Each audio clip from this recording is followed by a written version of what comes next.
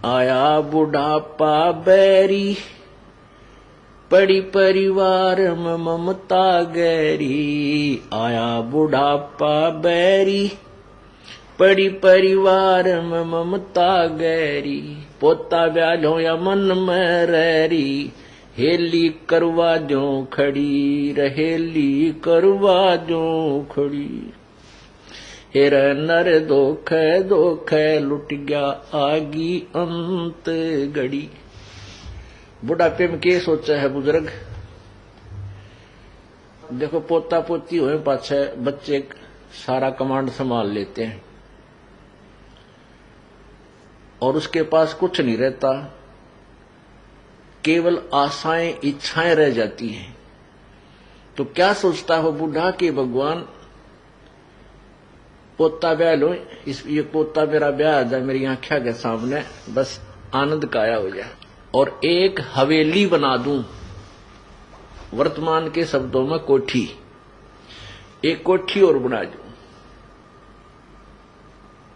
और उस बुढ़े की कोई सुने नहीं, ना बालक माने ना पोते सुने,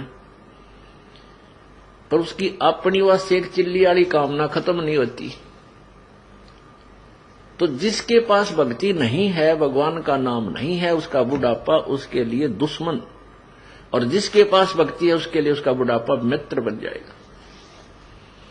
क्योंकि बच्चों को सलाह बड़े बुजुर्ग तब तक देते हैं जब तक वो खुद सोचन समझन योग्य नहीं होते। और ये भी हमें भगवान के तत्व ज्ञान से ये भी हमें पता चल जाता है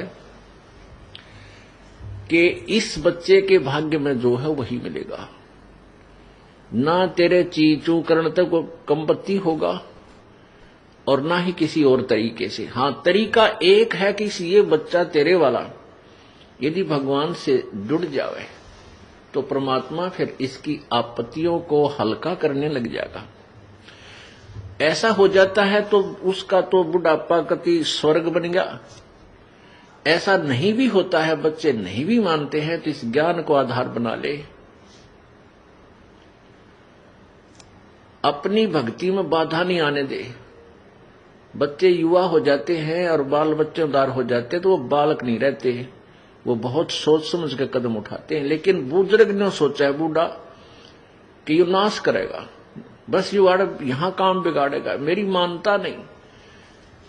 अपने समय में जैसे बचपन था हमारे, जब उस समय कुछ और माहौल था, और तरह की व्यवसाय था। अब इस उम्र में हम 59-60 साल के हो गए, 58 वर्ष के, अब कितना परिवर्तन हो गया। अब हम बच्चों को उस अपने पुराने हिसाब से सेट करा तो कैसे होंगे? हमारी सोच तो 50 वर्ष पुरानी है। तो इस दृष्टिकोण से आधी लड़ाई हम आप बना ले बुढ़ले। तो इनको चाहिए जिनको नाम ले लिया, अग बेटा भगवान ने याद रखो और नेक नीति तक काम करो, परमात्मा बरकत जरूर देता है आपके किए कर्म का। और कोई हानि भी होती है तो ज्यादा होनी हो वह कम में टलेगी, ये नियम है ईश्वर का, और नहीं तो हानि नहीं होगी। तो इस तरह विचार करके अपनी भक्ति करता रहे। बच्चे कोई सलाह मांगे तो जिसी बुद्धि काम करे दे दे, बेटा मेरी तो इतनी बुद्धि काम करे है, और आप बुद्धिमान हो और भी किसी आपके साथी सहयोगी से सलाह करके इस काम को कर लीजिए। होना है फिर परमात्मा के अधीन, क्योंकि हम उस मालिक के कंट्रोल में हो गए। अब हमें आउट ऑफ लाइन नहीं जाने देगा परमात्मा। जब हम उसकी शरण में हैं, उसके उपदेश ले लिया है, उसके नियमों का पालन कर रहे हैं, तो वो परमेश्वर हमें बिल्कुल ठीक लाइन पर चलाएगा, बाहर नहीं जाने देगा। इसलिए बूढ़ा बुजुर्ग जो है अपने उस बुढ़ापे को फिर बहुत आसानी से पूरा कर जाएगा। नहीं तो ये शत्रु है, आया बुढ़ापा बैरी।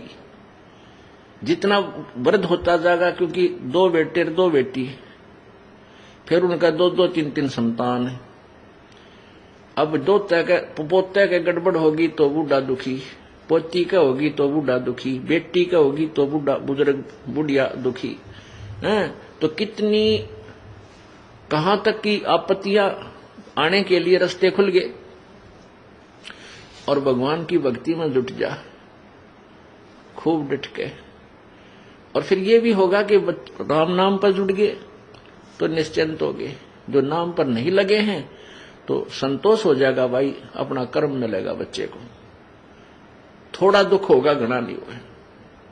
तो इस प्रकार हम